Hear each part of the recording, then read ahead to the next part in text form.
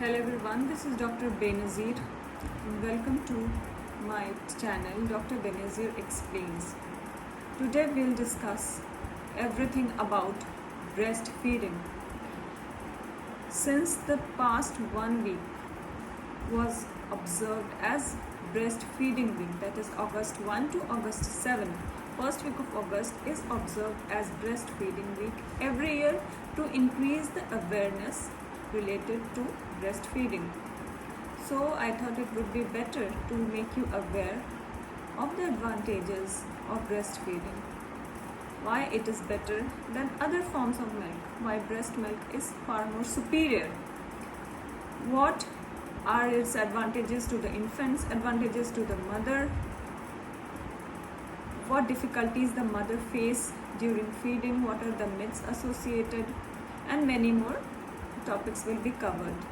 So I request you to watch the full video so that you may gain a complete information regarding breastfeeding and breast milk. So हम start करते हैं.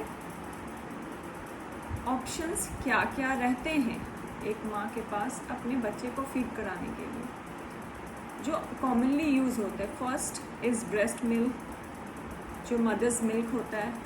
Second is infant formula milk, जो कि over the counter available होती है. And third is cow's milk. इसमें कोई दो राय नहीं है कि the best and the ideal nutrition for a newborn is breast milk, mother's milk. क्या डिफरेंस है, क्यों हम कहते हैं कि mother's milk is better than the formula milk and cause milk? अभी हम एक छोटी सी कंपैरिजन देखते हैं.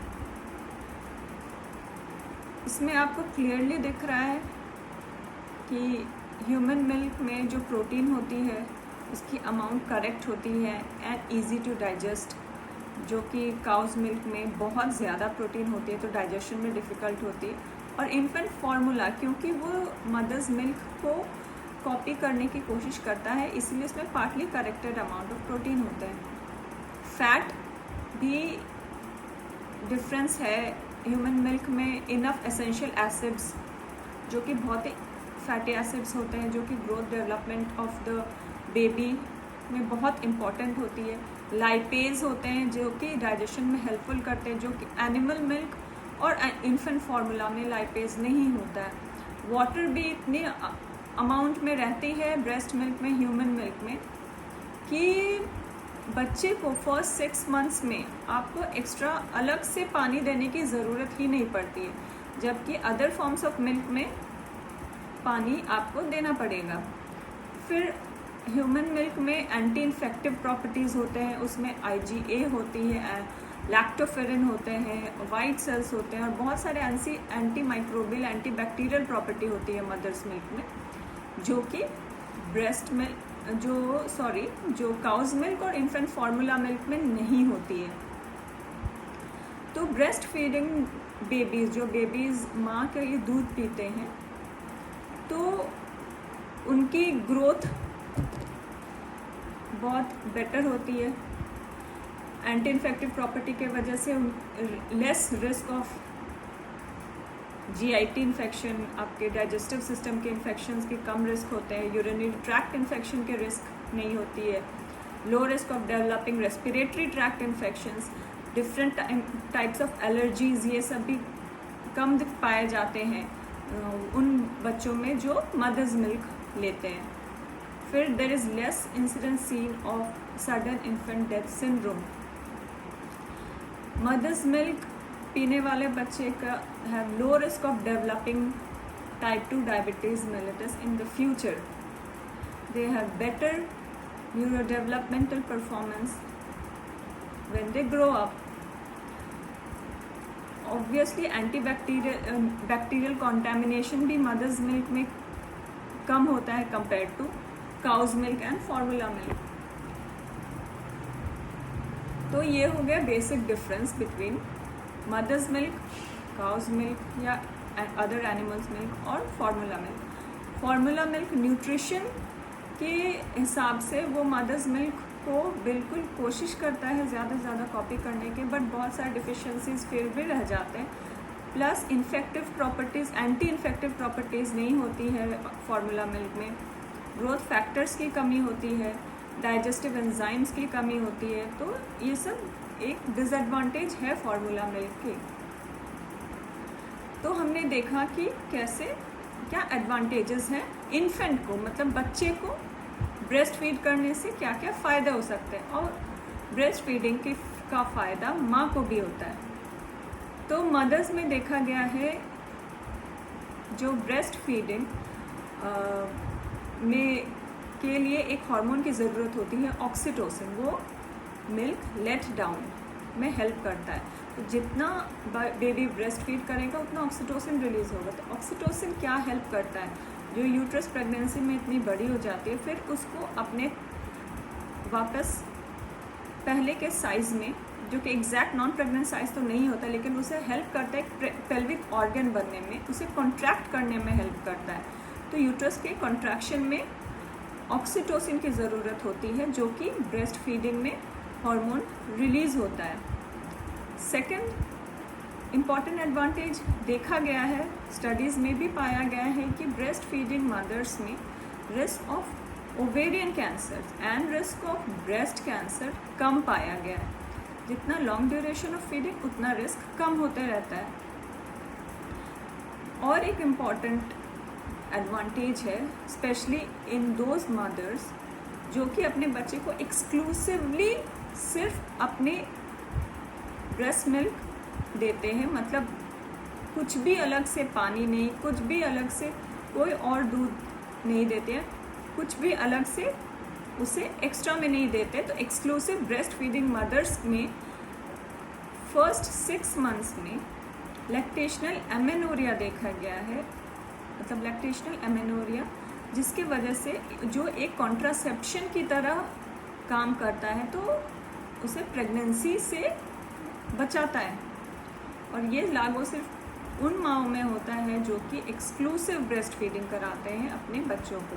अगर आप ब्रेस्ट फीडिंग के साथ थोड़ा बहुत फार्मूला मिला रहे हैं तो ये लैक्टेशनल एमेनोरिया का कॉन्ट्रासेप्शन उन माँओं में नहीं देखा जाता है।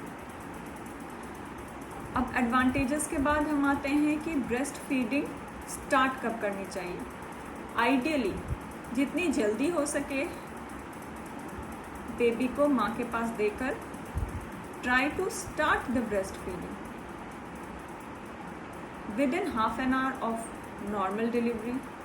1 घंटा के सिजेरियन के 1 घंटे के अंदर कोशिश कीजिए जितनी जल्दी हो सके माँ और बच्चे को साथ में रख के इनिशिएट हो जाए फीडिंग।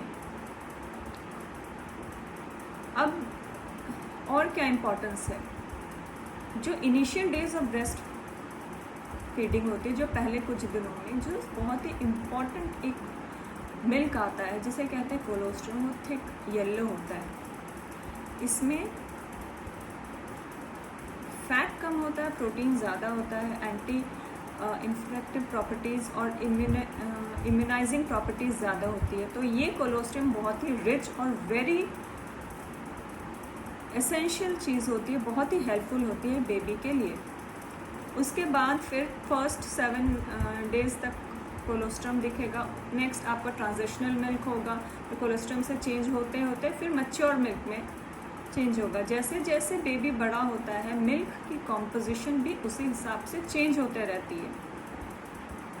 अब हमें ब्रेस्ट फीडिंग कब कब करानी चाहिए, तो शुरुआती दिनों में जब बेबी पैदा होता है तब वी शुड ट्राई कि हर ब्रेस्ट में कम से कम 10 to 30 मिनट्स की बेबी फीडिंग करे।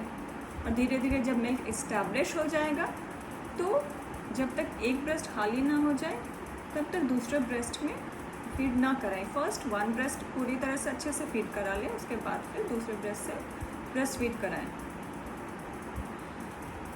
अब हमें कैसे पता चलेगा कि हमारा ब्रेस्ट मिल्क एडिक्वेट है या नहीं है हमारे बच्चे के लिए, तो उसके कुछ साइंस देखे जाते हैं। सबसे पहला है कि हर फीड के बाद आपका बच्चा कम से कम 1-2 घंटे के लिए तो वो भूख उसे नहीं लगती है, फिर वो एक्टिव रहता है, वो क्रैंकी कम होता है। अब हम उनके वेट डायपर्स भी देखते हैं। फर्स्ट डे में तो वेट डायपर की काउंट कम होती है, 1 या 2, लेकिन 5th से 6 डेज तक एवरी डे अगर एडिक्वेट ब्रेस्ट फीडिंग हो रही है तो कम से कम 5 से 6 वेट डायपर्स लाइट येलो या कलरलेस यूरिन के होने चाहिए। और फिर 5th से 6 डेज से फिर उसकी जो पूप होती है, मतलब जो पॉटी होती है, वो 3 to 4 टाइम्स डेली होना चाहिए। येलो CD पॉटी पास करते हैं बच्चे, जो कि जिसकी फ्रीक्वेंसी 3-4 हफ्ते बाद फिर धीरे धीरे कम होने लगती है। तो ये सारे साइंस होते हैं कि आपके बच्चे को एडिक्वेट मिल्क मिल रहा है कि नहीं। आपको कभी कभी लगता है कि नहीं, मेरा ठीक से मिल्क प्रोडक्शन नहीं हो रहा है, लेकिन सिर्फ इस बात से जज नहीं करें कि आपका ब्रेस्ट लाइट फील हो रहा है। अगर आपका बच्चा हेल्दी है, एक्टिव है, वेट ग्रो कर रहा है, पहले कुछ दिनों में बच्चे का वेट लॉस होता है, लेकिन धीरे धीरे 1 से 2 हफ्ते के बाद अगर वो वेट गेन करने लगता है, मतलब आपका ब्रेस्ट मिल्क बच्चे के लिए एडिक्वेट है। अब हम आते हैं इस डिस्कशन पे कि ब्रेस्ट फीडिंग, अगर आपको ऐसा लगता है कि आपकी ब्रेस्ट मिल्क प्रोडक्शन ठीक से नहीं हो रही है, तो हम किस तरह से इसकी प्रोडक्शन को इंक्रीज़ करने की कोशिश कर सकते हैं। सबसे पहले ये ध्यान में रखना है कि जितना आपका ब्रेस्ट एम्प्टी होगा, मतलब जितना बेबी सक करेगा, जितना बेबी मिल्क पिएगा, उतना ज़्यादा मिल्क प्रोडक्शन होगा। ये नहीं कि आपका ब्रेस्ट हेवी फील हो रहा है तो आप उसे वैसे ही छोड़ दें। नहीं, उस ब्रेस्ट को अगर आप एम्प्टी नहीं करेंगे तो फिर आपका मिल्क प्रोडक्शन कम होने लगेगा।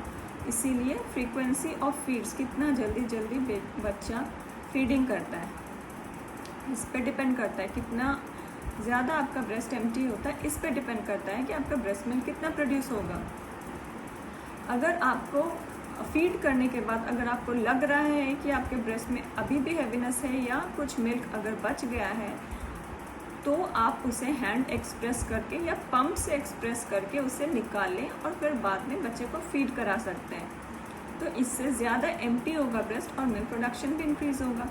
सेकेंड भी ऑप्शन है आपके पास, अगर आपके पास ब्रेस्ट पंप अवेलेबल है तो आप एवरी 1.5 to 2 आवर्स में पंपिंग करें, उससे ग्रेजुअली मिल्क का प्रोडक्शन बढ़ता है।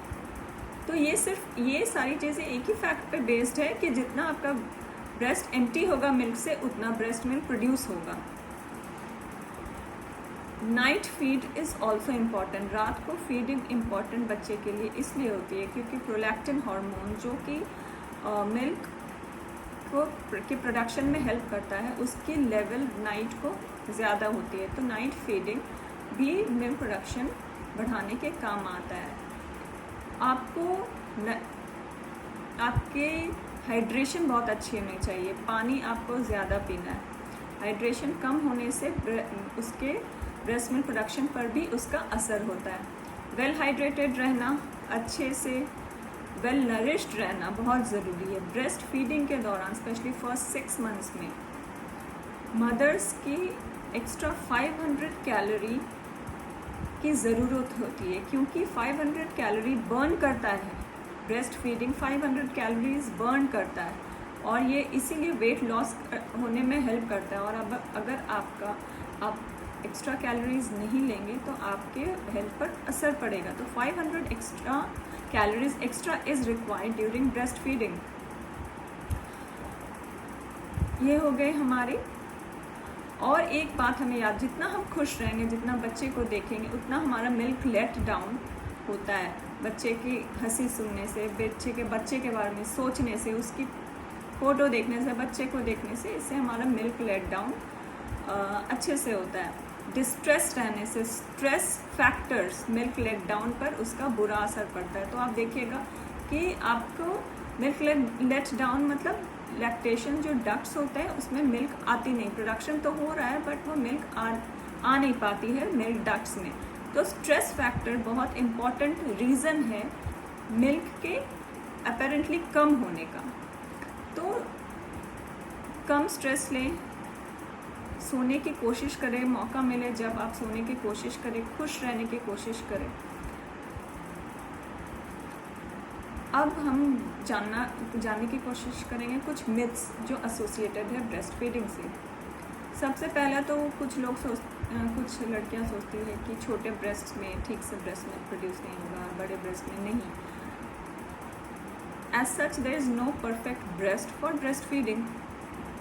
तो क्या होता है anatomical compatibility between the mother breast and nipple and the baby. तो ये डिटरमाइन करता है कि आपकी ब्रेस्ट फीडिंग ठीक से होगी कि नहीं। रिट्रैक्टेड निपल कभी कभी कंप्लेंट रहती है मदर्स की, तो उसको भी आपको थोड़ा प्रेस करके वो निपल को सही पोजीशन पर ला के फीड करवा सकते हैं। सेकंड मिथ होता है कि मुझे ज़्यादा मिल्क पीने से मेरी मिल्क प्रोडक्शन ज़्यादा होगा। ये मिथ इसीलिए है क्योंकि सिर्फ मिल्क से नहीं, आपको हाइड्रेटेड रहना है, चाहे वो पानी हो, चाहे वो मिल्क हो या जूस हो, जो भी आप ले रहे हैं, हाइड्रेशन इम्पॉर्टेंट चीज़ है। मिल्क सिर्फ लेना से मिल्क प्रोडक्शन होता है, दिस इज़ अ मिथ, ये फैक्ट नहीं है। बच्चे भी पैदा होते के साथ ये सीख कर नहीं आते हैं कि फीडिंग कैसी करनी है। बच्चों में कुछ रिफ्लेक्सेस होते हैं, सकिंग रिफ्लेक्स, रूटिंग रिफ्लेक्स, जो कि हेल्प करते हैं ब्रेस्ट फीडिंग में। बट ये ब्रेस्ट फीडिंग एक प्रोसेस है जो सीखना पड़ता है बच्चों को और माँ को। तो इसमें पेशेंस की ज़रूरत होती है, करेक्ट पोजीशन की ज़रूरत होती है, अच्छे एनवायरनमेंट की ज़रूरत होती है, करेक्ट लैचिंग जाननी पड़ती है आपको। तो कैसे करेक्ट लैचिंग करने की कोशिश करें? बेस्ट थिंग होती है कि बच्चे को अपने ब्रेस्ट के पास लाए, निपल के पास लाए और उनको let the baby himself initiate Suckling. ये होता है रूटिंग रिफ्लेक्स, जो कि अगर बेबी के माउथ से निपल टच करता है तो खुद ही वो निपल को अपने माउथ में लेने की कोशिश करेगा।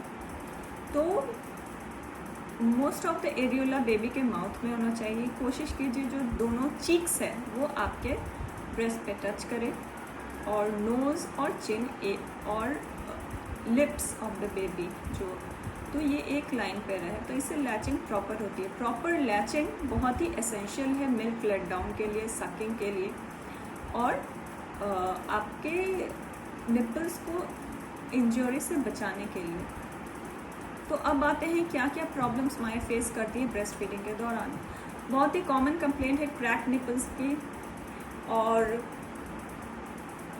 सोर निपल की, निपल पेन की। तो ये सब की वजह होती है इम्प्रॉपर लैचिंग टेक्निक। लैचिंग अच्छी नहीं होगी तो आपके निपल पे बुरा असर होगा, क्रैक होगा, ड्राई होगा। तो इट इज़ वेरी एसेंशियल कि आप सही टेक्निक सीखें, अपने डॉक्टर से सलाह करें, जिन्हें पता है उनसे सलाह करें।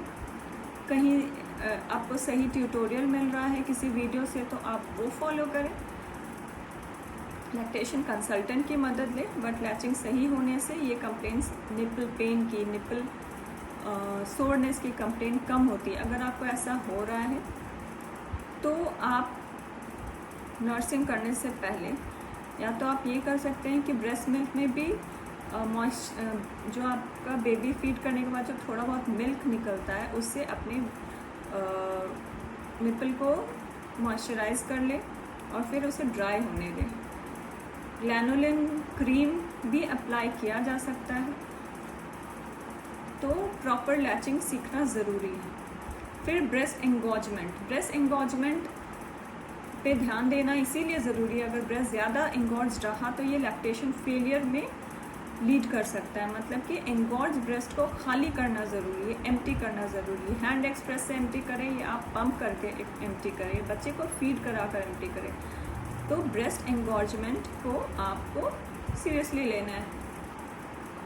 तो खाली कर देंगे तो आपका पेन कम होगा, ब्रेस्ट एंगॉर्जमेंट भी कम हो जाएगा।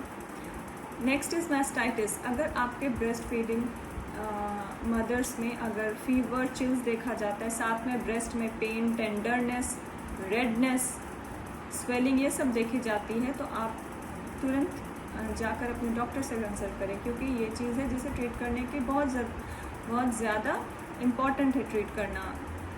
एंटीबायोटिक्स की ज़रूरत हो सकती है। अगर ये ट्रीट नहीं हुई तो आगे जाके इसमें ब्रेस्ट एब्सेस डेवलप कर सकता है। तो मैस्टाइटिस होने से आपको डॉक्टर से ज़रूर मिलना चाहिए।